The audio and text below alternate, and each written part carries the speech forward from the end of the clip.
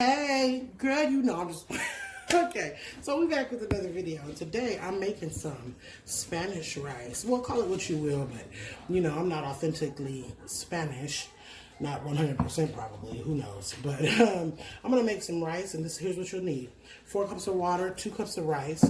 You need some pink beans from Goya. You need wine. We always need wine. About a half of a small or medium white onion, a quarter of a bell pepper. This is my trio again. Black pepper, onion powder, garlic powder. Here I have some bacon grease that I save because I love bacon grease. I'm gonna mix that with a couple tablespoons of oil. And this is sofrito. I make it, I save it, it's just a little bit, just a cube of it because I don't want to totally make this Puerto Rican party rice. And anyways, you have to have pigeon peas for that and some other stuff. And to this, I also am going to use sazon and ham flavoring. So let's get started. Let me take a sip of this.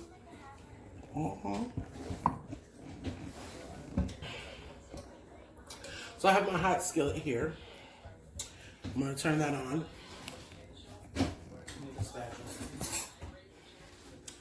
Got my hot skillet here and it's getting warm because in there is where I'm going to put my bacon grease. Did I say we have tomato sauce? We're going to use a little bit of tomato sauce in that. And don't worry, I'm going to have to move the camera when I have everything put together.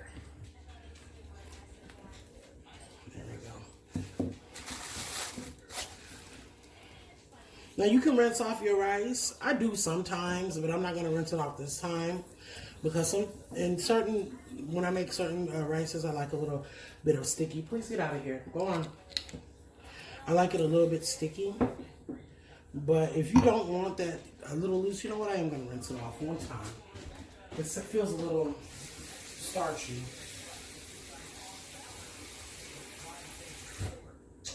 I'm not going to sit for a minute.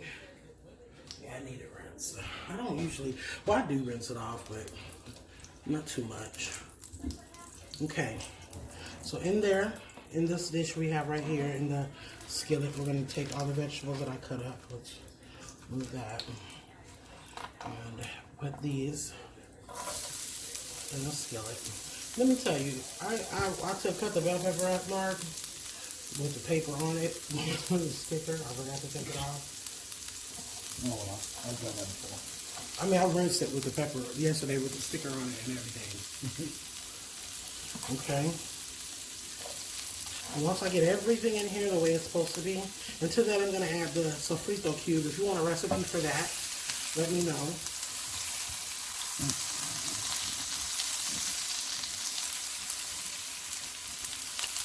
And once you get everything over here that's supposed to be over here, ooh, that's unfortunate. Let's turn that down. Shoot. Yeah, it does. Yeah, it does. Oh, that's the one that actually started working again. No, that's the one that was going out. But for some reason, when I plugged it up in here, not in the truck, it started working again. I'm going to add 1 package of sazon. You can move over. Oh, you did, okay. To that, I'm going to kind of let it cook out a little.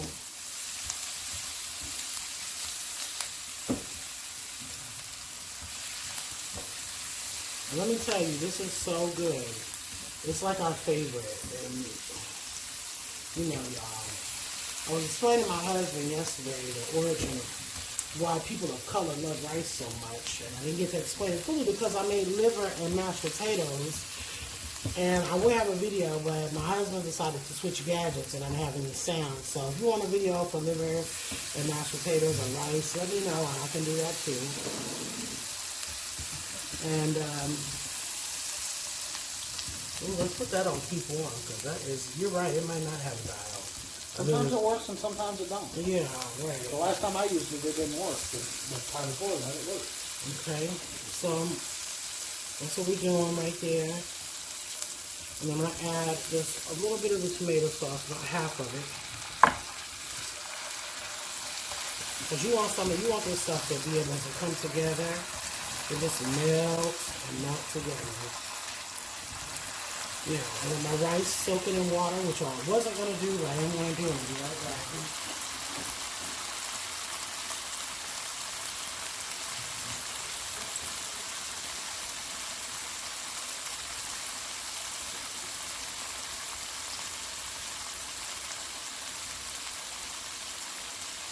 rice is difficult to rinse. Okay, so we have that rice. As much as I'm gonna rinse it. Let's mix that up. And then to this, I'm gonna go ahead because it's time. I'm gonna add 4 cups of water to my 3 cups of rice. Just like that. Just like that. And I'm gonna finish adding the rest of the tomato sauce. And that's just it's 1 ounce of tomato sauce. And this is Spanish rice. It's not Puerto Rican party rice, because if it was, you would use less of the tomatoes. And here's my combination of black pepper, onion powder, and garlic powder. I'm not going to use real garlic because this is rice, and rice can tend to be a little light for garlic. We don't mind biting into it, but some other people may. To this, I'm going to add, let's cut that up. To this, I'm going to add the ham seasoning, Goya ham seasoning. And with this Spanish rice tonight, I'm making some fried pork chops. Y'all know y'all want some fried pork chops. And that's something I'm not doing tonight, but I'll show you the complete meal. All I do is season it, and because I got them soaking in water right now. And all I do is season my pork chops, and I'm going to throw them on the skillet with some grease. Just a light flour dredge, old Southern fried pork chops, nothing major. That's the other pack of Goya. But mix that up, taste, see if it needs any salt. It will. And then these are the pink beans, habachuelas from Goya.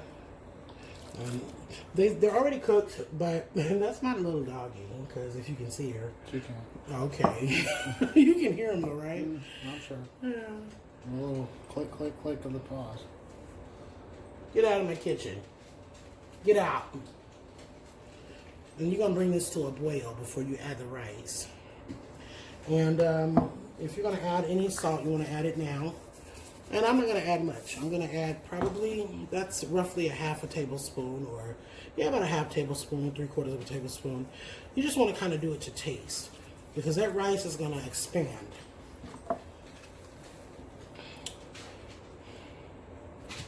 And this is going to be so good. You guys are going to love this. Try this recipe. And I can make the Puerto Rican party rice if you want me to. It's hard to find pigeon peas where I am in the Midwest, Indiana actually, and because they're not very cultured, so they don't really have much. Look at my yeast.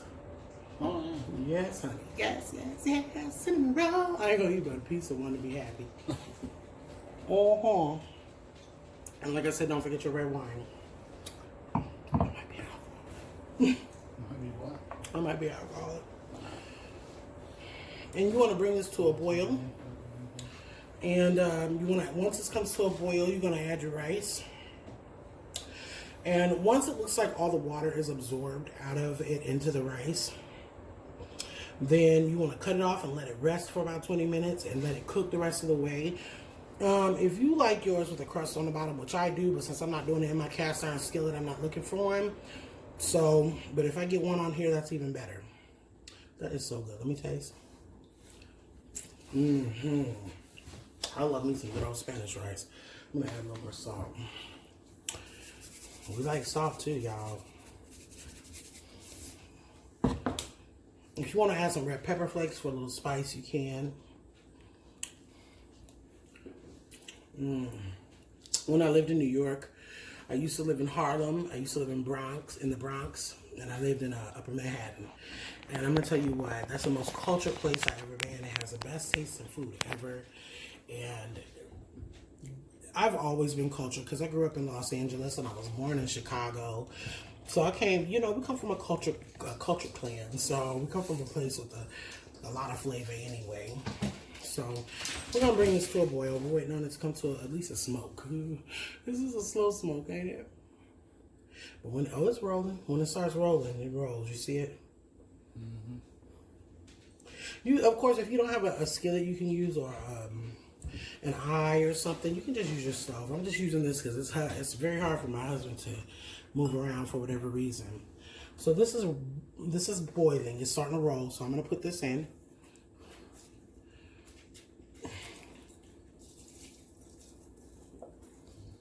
How you like this rice, Mark? When I be making I rices, love that rice.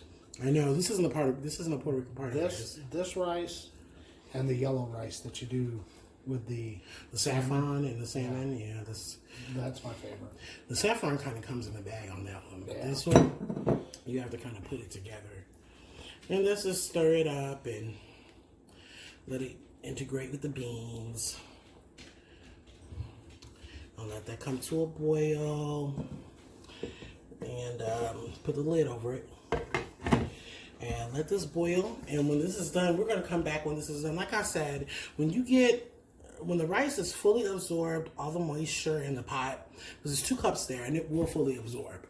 But when it's fully absorbed, all the moisture in the pot, you just turn it off, leave the lid on, and just kind of let it absorb. And even what I'm going to do is, before it absorbs everything, I'm going to put a piece of tin foil on under here, and then I'm going to put a piece of lid so that there is no room for anything to escape.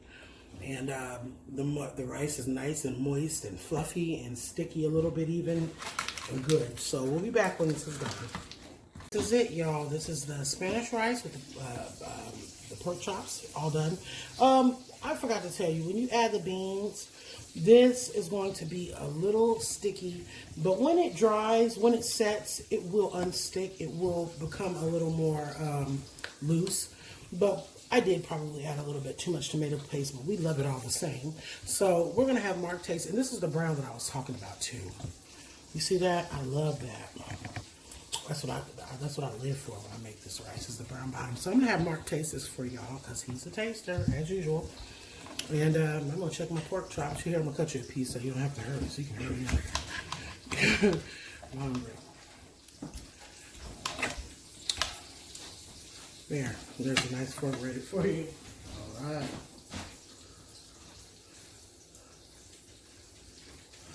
Come back. You good? Mm-hmm. Yeah. You got rice in the corner. I Right? love it. That's good, right? Let me have the pan over there for the pork chops. Well, that's it for our video. He's gonna walk around and let me show you. These are pork chops. All I did with pork chops was season them, flour them, and throw them in some grease. Other than that, that's all I did today. I'm not doing much. So, thanks for watching. Tune in for the next video. We'll be back.